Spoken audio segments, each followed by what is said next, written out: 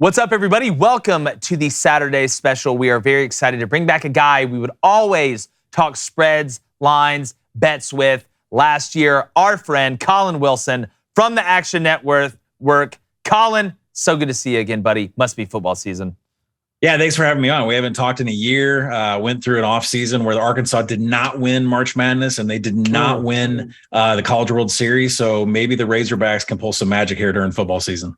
Look, Sam Pittman, they're my third best team in the SEC. Yeah. You know, again, I know a lot of people are picking A&M, some are picking Tennessee. I love when you bring back both coordinators, a quarterback, leadership in the back end and in the middle with Bumper Pool and Catalan. But we got some big games this weekend, including Arkansas, which we'll get to. But I want to start on Sunday.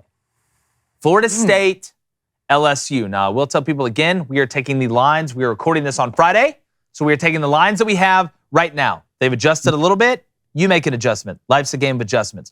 Florida State and LSU. Seen -2.5 LSU. Seen some -3 LSU. I know they went out to UCLA last year and laid an egg, but that's a totally different situation. You know, the wheels were kind of coming off with Ed Orgeron. The offensive line couldn't block somebody on a social media platform if they disagreed with them. I think in the Superdome, in NOLA, with Brian Kelly, the stepdad you never wanted but always needed, with a little bit of organization, Butte, I think Jaden Daniels obviously going to be the guy. Nussmeier may get some run as well. Florida State, to me, Collin, I know they won against Duquesne. Now, again, if it was a spelling bee, I'd be impressed, but we were playing football. Jordan Travis, to me, still struggles to complete passes. I don't know if he's good enough to throw them to wins against defenses that are competent, and LSU does have athletes. How am I not taking LSU -2.5 or even up to, I don't know, -6.5 with a little extra bang for your buck? I can't argue with anybody that wants to back really either side, because you can make a case that LSU doesn't really know who their entire personnel is going to be. It's taken forever to get a 2-deep depth chart out. We got Miles Brennan hitting the portal. Daniels is now the quarterback, but is he being thrown to the wolves because Garrett Nussmeier is actually the cannon that we want to see lead LSU back to the promised land? For me, I would say, LSU, if you want to take it, I would probably play it live. But I think the real angle on this game is the fact that both defensive lines are absolutely going to dominate the offensive line. So that tells me I want a first half under. We've got a lot of LSU questions on the offensive side of the ball. I think they've got all sophomores and freshmen on the offensive line. Not sure if that run game is going to be effective. Of course, we know Butte is like one of the best wide receivers in the nation, but as a new quarterback here going under center, I think he's getting the start because he can scramble and gets outside of the pocket. And then when you look at FSU, you're right. Jordan Travis, I mean, Florida State's not going to change who they are. They don't get a lot of first downs, but they'll get enough explosive plays to get into the end zone per game. I just think that this is different from last year with UCLA. LSU had so many injuries on the defensive line, Mason Smith being one of them. The guy is the size of a house. Freak show. He should be playing for the basketball team. And so he was injured last year, and the UCLA offensive line could take advantage of that. Neither Florida State or LSU are fielding offensive lines that are going to dominate. So I'm on first half under here. Yeah, and you know what I find interesting? I think you will see if Jaden Daniels, is the guy. Not that Nussmeier can't extend the play from within the pocket. I think you may see one get stolen with Butte when a play breaks down and he finds him down the field. I mean, Kayshawn can take a slant 80 yards in a second. But how many points is playing in the Superdome worth, you think, in this game? Well, considering Florida State plays in humidity and they don't play a lot of games inside of a dome, I think it increases the speed because of the turf, because of the weather. So the team that's faster and the team that has more talent from the recruiting trail, which at this point is LSU by far, it's going to favor them.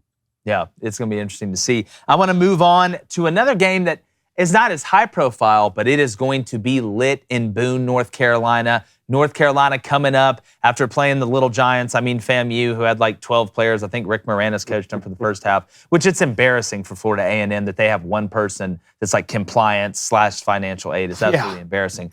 But when you look at North Carolina, App we know is going to be up for this.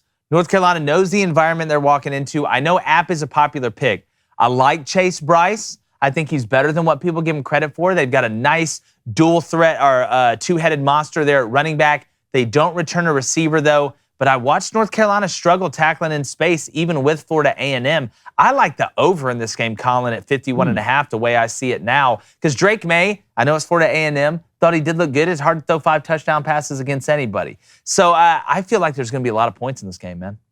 I pulled back the rubber band and threw a few hundred down on the over myself earlier this week. And there's things like, you're right. Everything you've said is completely right. But let's dive a little bit farther into that Florida A&M box score. There's a thing that we use in analytics called finishing drives. How many points are you putting up when you cross the 40-yard line? Florida A&M crossed the 40-yard line. Now, say what you want about who's ineligible and who didn't play. They crossed the 40-yard line 4 times in that game. You know how many touchdowns they got out of those drives? 4 touchdowns out of 4 drives past the 40-yard line. If North Carolina can't handle a Florida A&M offense, App State's going to be able to put up points every time they get past the 40. So I agree with you on the over. I think over is going to be the way to play with UNC. And don't forget, Phil Longo used to be the offensive coordinator at Ole Miss, and he was the fastest tempo in the nation. He went to North Carolina, and he trimmed it down for Sam Howell. Last week, they averaged less than 23 seconds per play. That Phil Longo, up-tempo offense is completely back. Give me the over all day. Yeah, I'm with it. God, I love when me and you agree on picks. And like I said yesterday, any Power 5 team that would lose to App State in the opener. I know, right? And certainly shouldn't be on. Couldn't play at Michigan. They're terrible when they lost to App State. This game was scheduled. This game was scheduled before Mac Brown came because they follow this up with Georgia State, a Sun Belt team that can beat them too. This Mac Brown didn't make this schedule, so think about that too. Well, Collin, you bring up a good point. Before we jump, I didn't even have this written down. Georgia State, South Carolina. Sean Elliott, former interim at South Carolina, knows all about there. I believe he played there. Plus 13. I've seen plus 12.5 Georgia State. We know Georgia State came in and should have beat Auburn last year, which I don't think Brian Harson's there if it happens. What are your spidey senses telling you on this one? Absolutely, it could be an upset here. South Carolina's probably got overlooked to Arkansas in the following week. Spencer Rattler doesn't do well with pressure. He's in a new situation here. We'll see how that turns out. But nobody's paying attention to the fact that Georgia State, beat Tennessee, doesn't have a problem with Auburn. They're not scared of Big Brother, right? They're in the footprint of the SEC, but they're not scared. And they have one of the highest returning production rates of any team in the country. I think Georgia State's definitely going to be on my money line, big under, big wager on a dog team, cashing a big ticket next week. I was going to go ahead and ask you at the end of the show about it, but if that's when you feel good about that, because I've got a couple too I'm thinking about, I don't think you're crazy. South Carolina fans, they're going to burn it down. I feel their pain. Can we say cock commander on this show? Yes, we can. yes, we can. Sure. Well, it's funny. They were like, we changed the mascot. That's what Colin's talking about. It's a rooster, obviously. Like, we changed the mascot to the General. I was like, so what are you doing commercials with Shaq now, selling car insurance? Right. I love that. My turn? It's your turn. Want me to go? I mean, I see that NC State Wolfpack helmet behind you there, Collin. I mean, I think NC State has a legitimate shot to win the ACC, perhaps even go into Clemson and snap that 34-game home win streak. I don't think either of those things can happen unless you get off to a hot start, take care of East Carolina on the road. Right now, I'm looking at that line is minus 11.5 NC State with the over-under at 52. What do you think about the Wolfpack in the opener here? The number is correct. I do make it about 2 points higher. But if you're somebody like me who's been slamming NC State futures since spring, you're just going to kind of sit back in this one and see if your power rating that you've made it, like they're in the tier that's below all the blue bloods. You're going to see if that's correct. And I think, we're going to find out real quick if Jordan Houston's going to be able to run the ball. They lost their 2 best running backs from last year. He's been in the program forever. Devin Leary is going to be one of the best quarterbacks in the nation. He is from a turnover-worthy play perspective. They are absolutely loaded on defense. Tony Gibson's one of the best coordinators in the nation. And I don't trust East Carolina's offensive line. They have a lot of holes there. They've never been able to protect Holton Ahlers. And that is really bad news in this game against NC State, who isn't really aggressive on the blitz. They get pressure with just 4, and they'll drop and hide their nickel back. And Holton Ahlers loves turnovers. I mean, that's just been his thing. If this game was at night, I'd be maybe a little worried about how crazy Greenville gets. But the fact it's such an early kick, I think NC State's just going to bomb them all day. But, I think the running back's what you want to watch. I believe NC State's going to beat Clemson again. I believe NC State can go into the ACC. Yeah, I believe that they can go into the ACC championship game with 1 loss, which sets them up for the conversation for the college football playoff. But I need to see a running game here, and I think that's what you want to sit back and watch. Yep, no doubt. Now, you're going to take Georgia-Oregon, right? Yeah. Okay, so I want to hit one of these marquee games with you, Collin. The Buckeyes and Notre Dame. All right.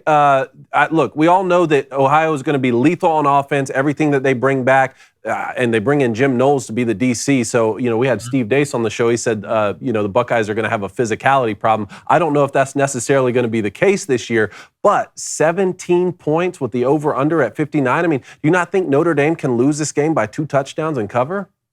They could, and I think people need to hear what Ryan Day said in his Monday presser. We have to establish the run. Yeah, everybody's focused on Jackson Smith-Njigba. They're focused on what C.J. Stroud and how far he can throw in his Heisman campaign coming up here. But Mayan Williams and Travion Henderson, they're going to get the rock a lot in the first half because Ryan Day says everything that we do is based upon running the ball. Can't run play action pass unless you can fake them, suck them in and throw over their head. So, there's going to be a lot of running the ball in the first half. So I'm playing a first half under in this one also. And people are saying there's going to be a lot of points because Notre Dame scored a whole bunch in the Fiesta Bowl in the first half. I think 28 points against the Jim Knowles defense. Well, Jim Knowles wasn't there.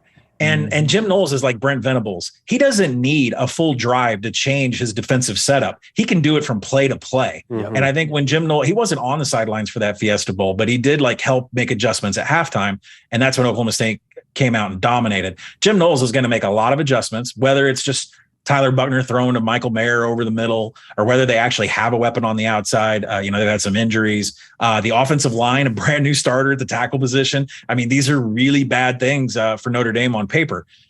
If Ohio State is determined to make this a game where they want to pound the rock, Notre Dame can cover a spread that big. They covered a spread this big against Alabama in a playoff game because Alabama and Nick Saban decided they just want to pound the rock and eat clock. So, it is possible. That's interesting. And you like the Buckeyes TTP over 38 and a half, right? Yeah, I think they're going to make a stand. I think they're still pissed off from last year. And I will say, some people asked if Notre Dame had a chance. I don't think even if Ohio State would have beat Oregon last year early in the season at their place, that's something you don't forget. That's something I know the coaches have been harping on. I just don't think Notre Dame has the cats. I'm not sold on Buckner throwing the ball as well. I know he's a good runner. Well, so is my dog when I let it off the leash. You got to be more versatile than that to play quarterback and beat a team like Ohio State. All right. I agree. And watch out for Marcus Freeman's man-to-man coverage. Jackson Smith-Njigba was number 2 wide receiver in the nation last year, man-to-man. Yeah, you better double them. All right, Collin. Oregon, Georgia. Started at 17.5. I see it's down to 16.5 here. I'm taking Oregon money line plus 570. Yes. Okay, I know. I'm crazy. I know I'm crazy, but how does Oregon win this game? Oregon wins this game because Mario Cristobal for years has been building a trench as if he's going to go to war with an SEC team. College football playoff. They have 2 excellent defensive interior players. They have 5 excellent offensive linemen. We can sit here and question about what the offense is going to look like from a skill position perspective, but the trench is absolutely ready to go heads up against Georgia. And when you think about Bo Nix, right? I mean, we did our big bets on campus for Action Network last night.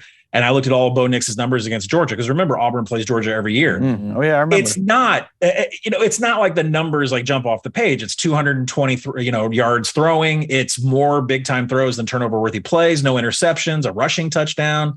But when you look at it, he's unfazed by these Georgia defenses. He's steady. He's not terrible. He's not Heisman, but he is steady. It doesn't intimidate him whatsoever. And then you got Dan Lanning, who knows all these Georgia defensive players, hands down. He probably knows what they're eating for breakfast and what they're eating for lunch. And so, you think he's telling Bo Nix exactly what he's looking for. And Bo Nix already knows this because Kenny Dillingham coached against this Georgia team too back in 2019 for Auburn. So I don't see any reason why Oregon doesn't keep this close. Now, the caveat to that, if you're live betting and you really want to watch the spot, it's going to be Noah Sewell at linebacker taking on the 3 most elite tight ends in all of the nation. Yeah. If Noah Sewell can have a great game at middle linebacker, keeping those tight ends from having explosive plays, Oregon absolutely has a shot to win this game, but I'll just say that they're going to cover. Okay. Okay, Collin, I like to hear you say that. All right. It's like moving on. Sink in. All right. Hey, Utah, Florida. All right, this game is in the swamp, correct? Utah coming in at minus 2.5. Over-unders 51.5. What you liking in this game, Collin?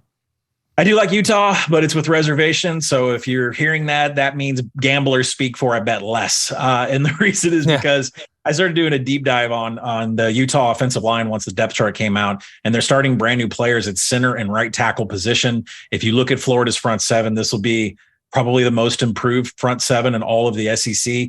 Brenton Cox out at the edge, Gervin in a defensive interior. They're going to line up right over these two new offensive linemen that Utah has. And you'd say, well, maybe it'll be okay. Maybe there's a reason these two are starters. If you go and look at the PFF grades of these two new offensive linemen, they were the two worst pass blockers on the entire roster last season. In their limited snaps, had around 200 snaps. So I don't have a lot of confidence that Cam Rising is not going to have arms hitting him in the shoulder pads, getting tackled, getting hit below the belt. I mean, I think he's going to be on the run, and Utah loses a lot on defense. So we'll see what Anthony Richardson can do, because we have no clue who's going to be running the ball and catching the ball and be effective, or if it's just going to be Anthony Richardson just taking off from the pocket because he's a human highlight reel. We'll find out. I think Florida has a chance to keep this close, but I'm betting Utah wins the game. Pac-12 is actually, I think odds makers know that there's this SEC Pac-12 narrative. Pac-12 has actually covered the last four against the SEC in these kinds of matchups since 2019. So odds makers know what people are looking for. God, man, I think Florida wins. That's 2.5. I don't think I don't think that's crazy. But, we talked about kind of the big underdog, winner, super dog, whatever you want to call it, the left field bet. Georgia State. You like them plus 13? You like them to money line against South Carolina plus 13.5? Whatever. Blaine, what's the money line odds on that? Right? Give me a second. I'll find it. You scan. You Inspector Gadget that thing for all of us. Scanning. Coming up to surface, checking for danger. Scanning. Y'all talk about something. Aha! All right. It's plus 12.5 on here. Okay. I got plus 400. Yeah. Georgia State to win money line. The over under at 56.5. You like it money line, Cologne? They'll be on my card, no doubt. There's no doubt they'll be on. I got one for you. I've saved this one. Haven't said it all week.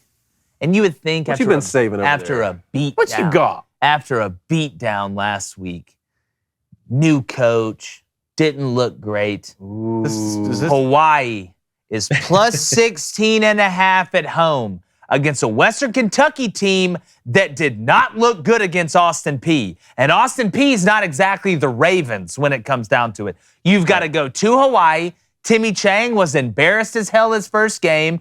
They're upset. They want to right the wrong after Mike Wright and Vanderbilt absolutely blew them off the map. Give me Hawaii money line plus 450 against Western Kentucky, fellas. It's an island party. I'm feeling it. All right. I like it. Take the over in that one too, because what people might not have realized, Timmy Chang wanted this run and shoot mix with a hybrid RPO. Yeah. They ran a play less than 20 seconds, fastest in the nation by far. They're on pace to have, an over under of 67 may not be enough for how fast they're running plays. Yeah, I know, and they had a tight end out there at Hawaii. Yeah, legitimately. I love seeing it. It's like watching your mom kiss another man. Like, it's just weird to see. But Collin, tell everyone, really appreciate you having you, man. I know we're gonna get you back. Some great stuff. We'll see how it plays out later today. Tell everybody where they can find your artwork, your masterpieces, your Sistine Chapel. Yeah, you can give me a follow on Twitter at @_Collin1. You can find all my written work over at actionnetwork.com. And our big college football podcast, we'll cover every single game in the book between Stuckey and I, and that's the Big Bets on Campus. We have everything in there from Nevada, Wyoming, all the way up to Georgia and Ohio State and Alabama. We got it for you. Yeah, bet the under on Wyoming pass yards. I don't care if it's 9. We appreciate it, Collin. Thank you so much, my friend. Thanks, guys. Hey, make sure you hit that like button, subscribe as well. Got a great Sunday recap for you in the morning. So wake up, do your thing, turn us on, and we'll be reviewing all the biggest stories, taking your questions and comments as well. Appreciate you guys. Enjoy the football. It's week 1, but really week